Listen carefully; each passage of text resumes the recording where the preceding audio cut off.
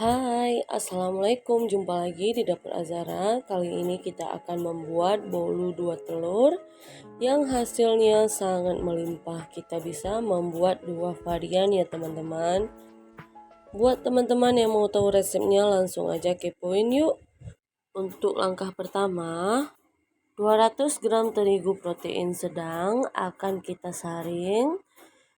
Nah, karena saringan saya kecil, saya akan pakai saringan satunya lagi yang lebih besar. Tujuannya untuk supaya tidak ada gerintilan tepung di adonan nantinya ya teman-teman. Jadi tepungnya lebih halus. Lalu tambahkan juga 1 sendok teh penuh baking powder, 2 sendok makan susu bubuk. Nah, selanjutnya akan kita aduk-aduk agar semua bahan kering tadi tercampur rata. Lalu buat larutan santan dengan air hingga mendapatkan 200 ml. Selanjutnya sisihkan. Nah, selanjutnya kita pecahkan 2 butir telur. Masukkan juga 180 gram gula pasir. Secukupnya vanilla essence. Jika tidak ada vanilla essence, teman-teman bisa menggunakan vanilla bubuk ya. Selanjutnya kita masukkan 1 sendok teh SP. Jika tidak ada, teman-teman bisa menggunakan TBM atau Ovalet.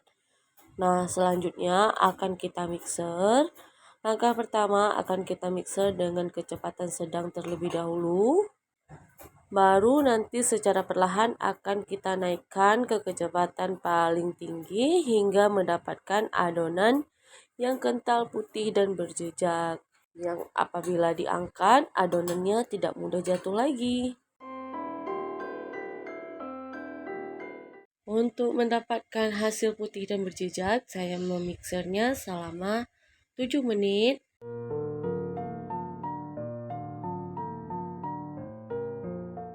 Nah, jika sudah kaku seperti ini, akan kita masukkan larutan santan tadi. Selanjutnya akan kita mixer kembali hingga kental ya teman-teman. Usahakan memang harus benar-benar kental agar tidak menghasilkan bolu yang bantet ya teman-teman. Nah, jika sudah yakin kental, selanjutnya akan kita masukkan campuran tepung kering tadi ya teman-teman. Lalu kita mixer kembali dengan kecepatan rendah.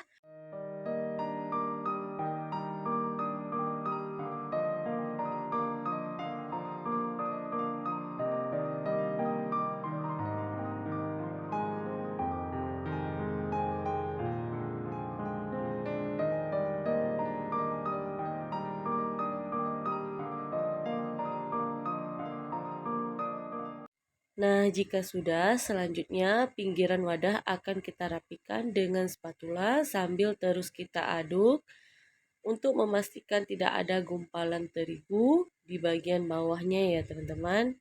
Lalu kita bagi menjadi 4 bagian.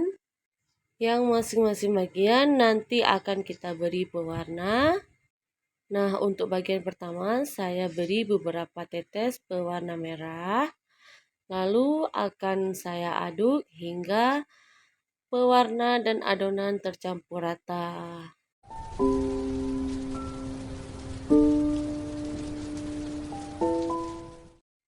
Selanjutnya akan saya tuang ke dalam cetakan plastik ini yang sebelumnya sudah saya olesi dengan margarin.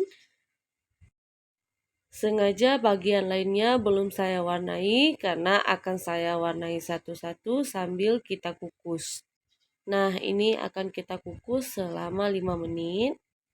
Sambil menunggu bagian merah tadi matang, akan kita warnai satu bagian tepungnya lagi dengan warna kuning.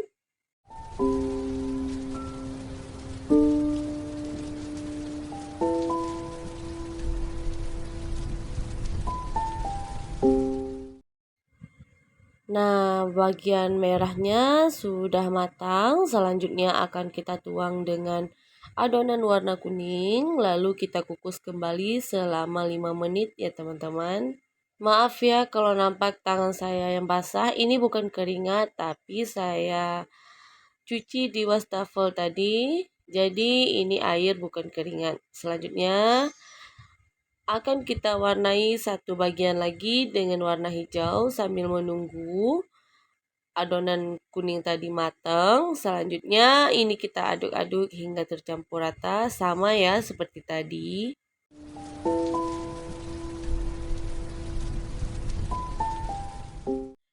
Nah, jika warna kuningnya sudah matang, selanjutnya akan kita tuang dengan adonan warna hijau. Wah, ini kelihatannya sudah duluan penuh ya. Kayaknya satu adonan lagi tidak bisa kita tuang. Lalu adonan hijaunya ini akan kita masak. Bisa kita bilang ini berarti adonan terakhir yang akan kita masak selama kurang lebih 10 menitan hingga semuanya matang ya teman-teman.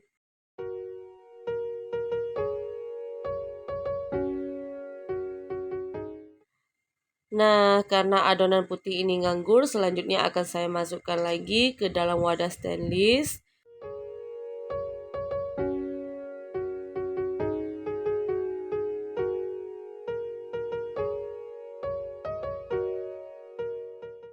Yang selanjutnya akan saya beri pasta pandan secukupnya. Beberapa tetes pewarna hijau tua. Nah, sisa adonan tadi lumayan ya teman-teman. Lalu kita masukkan ke dalam wadah ini. Kita satukan saja agar tidak membazir. Selanjutnya akan kita aduk-aduk hingga tercampur rata.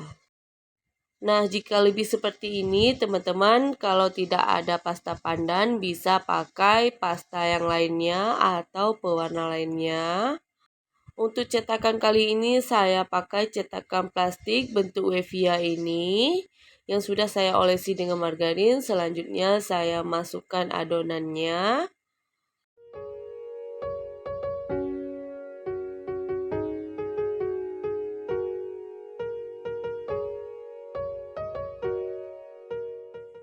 Nah, jika sudah kita tuang seperti ini, selanjutnya akan kita hentak-hentakkan sedikit untuk mengeluarkan udara yang terperangkap di dalam adonan. Nah, karena sudah 10 menit, loyang pertama sudah matang, selanjutnya akan kita masukkan lagi dan kita kukus selama kurang lebih 20 menit ya teman-teman.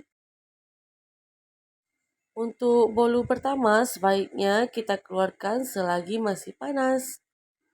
Nah, hasilnya cantik ya teman-teman. Buat teman-teman, terima kasih sudah mau menonton hingga selesai. Jangan lupa menekan tombol subscribe, like, dan komennya ya teman-teman. Jika ada yang kurang berkenan di video saya mohon maaf. Ambil yang baiknya saja, buang yang buruknya ya teman-teman. Terima kasih. Wassalamualaikum warahmatullahi wabarakatuh.